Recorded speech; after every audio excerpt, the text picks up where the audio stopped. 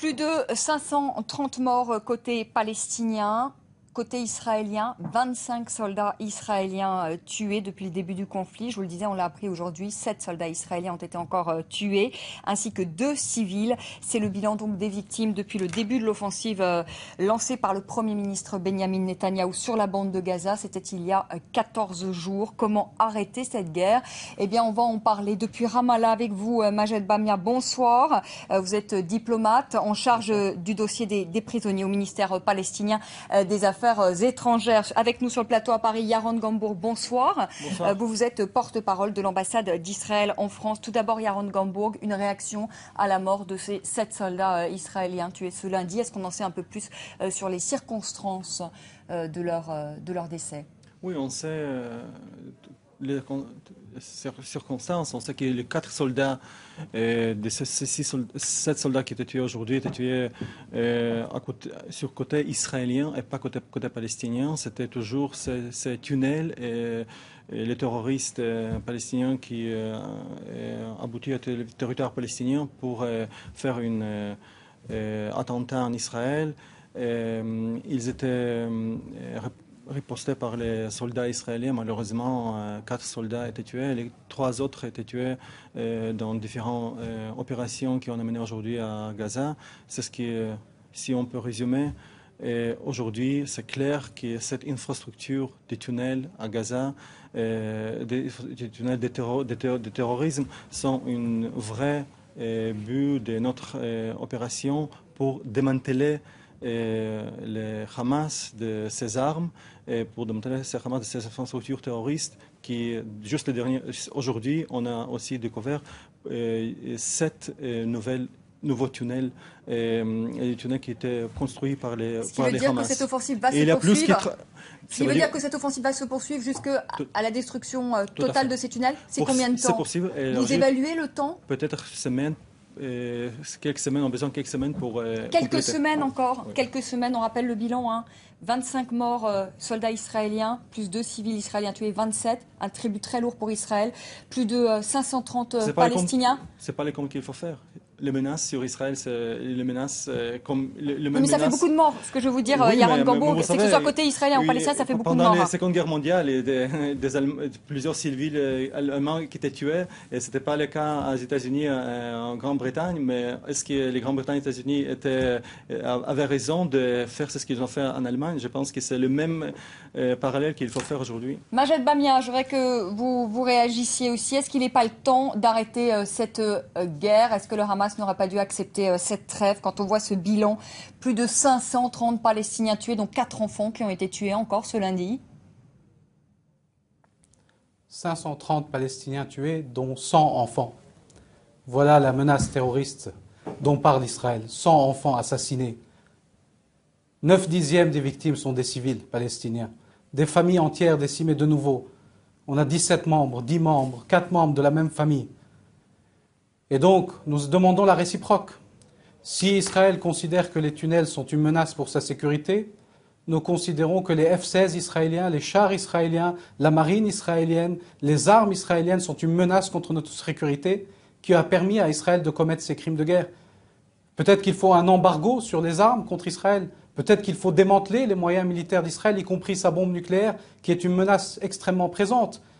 Votre interlocuteur israélien parle de la menace. Est-ce qu'il y a une menace plus grande que celle que nous sommes en train de vivre, avec 100 victimes hier, un massacre dans le quartier de Shajaïa?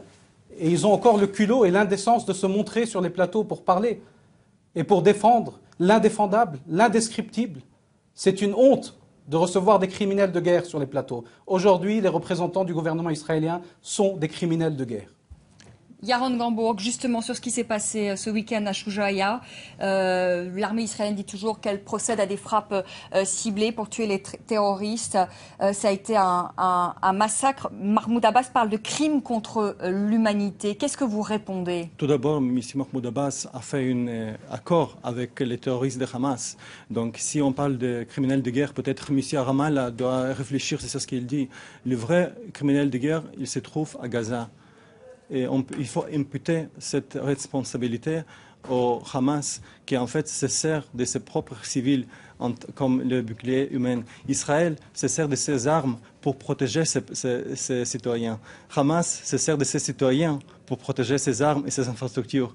Ils interdisent aux populations palestiniennes qui sont averties par les Tzahal de quitter, ils demandent qu'ils restent parce qu'ils veulent que cette carnage continue, parce que ça, c'est l'intérêt de Hamas. C'est l'intérêt de Hamas de tuer les Israéliens et aussi que plus de Palestiniens soient morts. Ça, c'est le vrai intérêt de Hamas. Yaron Gambo, quand même, un mot, je vais faire réagir Majed Bamia, quand même sur les tunnels, parce que quand même les services de sécurité israéliens sont très à la pointe, en termes également de renseignement.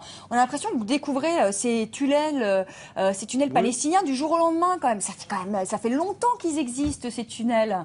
On a quand même du mal à croire qu'Israël découvre. Est-ce que vous avez des renseignements? Est-ce que M. Bamia a des renseignements? Non, mais c'est la question que je vous pose, parce qu'on sait que l'armée israélienne a beaucoup d'informations. Je vous pose la question, est-ce que vous avez découvert, est-ce qu'Israël a découvert ces tunnels? Malheureusement, aujourd'hui, oui, il existe une technologie qui nous permet de retrouver ces tunnels. C'est pourquoi nos frappes aériennes n'étaient pas assez efficaces. C'est pourquoi il faut faire, pour nous défendre, aller à Gaza. Et c'est pourquoi je pense qu'il faut comprendre que M. Bamia et M. Abbas, qui parlent très haut, mais M. Abbas est interdit d'entrer à Gaza par les Hamas. Donc, quand même, il faut mettre les choses dans leur vraie proportion et pas de cette mot. Il faut garder aussi les responsabilités pour les mots. Et c'est ce que j'appelle à M. Ramallah. Il faut qu'il se garde de ce qu'il dit, parce que ce qu'il dit, c'est inacceptable, complètement inacceptable. Majed Bamia, je voudrais quand même que vous réagissiez à ce que dit Yaron Gambo. Moi, je voudrais savoir, qu'est-ce que vous dites à vos alliés du Hamas? Parce que c'est vrai que le Fatah est allié aujourd'hui avec le Hamas. Qu'est-ce que vous dites à vos alliés du Hamas? Vous dites continuer cette guerre contre Israël, ou vous dites accepter un cessez-le-feu? Non, mais laissez-moi comprendre. Le Hamas, qui dans cette agression israélienne et cette guerre, a fait 27 morts israéliens, dont 25 militaires israéliens. 25 sur 27 sont des militaires de la puissance occupante israélienne, seraient une organisation terroriste et des criminels. Et ceux qui ont fait 530 morts, dont 90% de civils, dont plus d'une centaine d'enfants, seraient le pays civilisé dans ce conflit? Notre gouvernement d'unité nationale s'est fait sur la base de nos engagements internationaux. Il s'est fait pour que nous puissions avancer vers la voie de la paix, mais aussi vers la voie de la libération nationale palestinienne, qui est la condition de la paix. Sur quelle base est faite la coalition israélienne actuelle d'extrême droite? Est-ce qu'elle n'est pas faite sur la base de l'occupation et de la colonisation? Comment allons-nous ramener le Hamas vers des positions politiques plus modérées si en 10 ans de présidence de Mahmoud Abbas, ce gouvernement israélien a construit plus de 100 000 colonies sur nos terres? Comment allons-nous les ramener alors que cette puissance occupante israélienne détient en otage 6 000 prisonniers palestiniens? Comment nous allons convaincre notre peuple que le gouvernement israélien actuel est un partenaire pour la paix et non une puissance occupante et un gouvernement d'apartheid, quand ce gouvernement d'apartheid continue la construction du mur, fait des incursions dans nos villes, en Cisjordanie même, continue à tuer des Palestiniens et des enfants? Qu'est-ce que nous allons leur dire aujourd'hui aux Palestiniens, nous qui avons défendu ce projet de la paix et ce projet de la libération par les voies politiques et pacifiques? Majed Bamia, vous ne répondez pas à ma question. Qu'est-ce que vous dites aujourd'hui à vos alliés du Hamas? Vous leur dites, on vous soutient. Je vous demande, qu'est-ce que vous voulez que je leur dise? Mais vous discutez avec eux, qu'est-ce que vous leur dites? 7 ans de blocus sur la bande de Gaza, une agression israélienne et des bombes qui tombent sur nos civils, qu'est-ce qu'on va leur dire? Déposer les armes et laisser-les bombarder? C'est ça le discours politique que nous devons porter? Nous sommes en train de tenter d'arriver à une fin de l'agression, à une levée des sièges par les voies politiques. Que la communauté internationale nous aide, et nous aurons alors quelque chose à dire au Hamas. Que la communauté internationale nous aide à mettre fin à l'occupation par les voies politiques et pacifiques. Et à ce moment-là, nous aurons quelque chose à dire au Hamas. Mais il faut parler à ceux qui bénéficient de l'impunité totale. Vous savez, le Hamas, il est placé sur les listes d'organisations terroristes. Il a été boycotté par la communauté internationale. Votre interlocuteur est présent en France, personne ne le boycotte. Cette impunité israélienne qui se poursuit est la raison essentielle pour laquelle le processus de paix n'avance pas. Ce n'est pas le Hamas, c'est l'occupation, c'est le déni des droits depuis 60 ans des Palestiniens. Ça suffit de dire que parce qu'il y a la révolte des esclaves, que l'esclavage est acceptable. Bien sûr que parfois on peut mal se conduire, bien sûr qu'il peut y avoir des violations du droit, on peut les regarder. Mais alors qu'Israël vienne et qu'on aille ensemble signer le statut de Rome et que nous allions devant la Cour pénale internationale, on verra, elle déterminera qui a raison et qui a tort. Les tribunaux israéliens militaires ne se privent pas de juger des Palestiniens alors qu'ils sont complètement illégitimes. Dites-moi combien de colons et de soldats israéliens ont été jugés pour leurs crimes? 0. Donc on arrête avec cela. Il y a une puissance occupante qui met fin à l'occupation. Nous avons 530 morts, 100 enfants. Et le monde attend et nous regarde.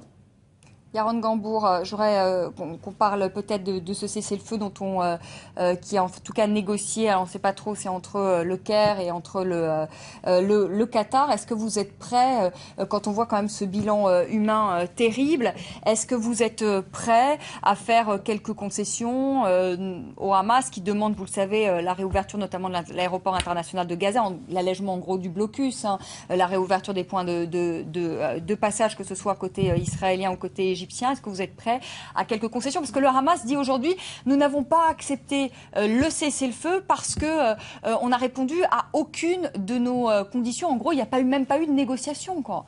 Vous savez, Israël a accepté le cessez-le-feu égyptien et pour nous, ça reste une proposition. Israël a accepté les trêves humanitaires de l'ONU et les trêves qui étaient demandées par les Hamas. C'est Hamas qui est toujours... Donc, excusez-moi, vous ne pouvez, ni les médias ici, ni monsieur le menteur de Ramallah, qui dit des mensonges sur le gouvernement israélien, extrême droite. Dans le gouvernement israélien, il y a de gauche, des centres et de droite. Donc, il faut quand même dire des choses qui sont des vérités et pas de mensonges. C'est ce qui concerne le cessez-le-feu, nous sommes toujours prêts. C'est le Hamas qui veut continuer avec cette guerre parce que le Hamas veut gagner quelque chose de plus dans son statut et monsieur de Ramallah doit comprendre qu'en fait, je suis désolé parce qu'il ne peut dire les vérités et les vérités que Hamas a jeté l'autorité palestinienne et les Fatah de Gaza. Hamas est une organisation terroriste. Hamas est une organisation terroriste reconnue par l'Égypte. Les blocus sur Gaza étaient blocus sur Hamas israélo-égyptien. Les propositions égyptiennes sont toujours pour nous complètement acceptables, mais ce n'est pas complètement pas acceptable pour le Hamas. Donc il faut dire la vérité. Parce que le Hamas dit qu'il n'y a rien à négocier. Vous savez, Hamas veut détruire l'État d'Israël, c'est leur charte officielle. Donc, oui, mais ce que j'ai aussi envie de vous dire, c'est qu'il y a eu plusieurs guerres entre Israël et le Hamas. Et finalement, est-ce que ce ne sont pas des guerres pour rien? Parce qu'au final, vous vous retrouvez toujours confrontés aux tirs de roquettes. Mais Israël est prêt. Israël est prêt, justement. On a dit les accords de 2012, après les opérations pilote de défense, on a dit la même chose. Majed Bamia, à vous la parole. Vous voulez peut-être réagir.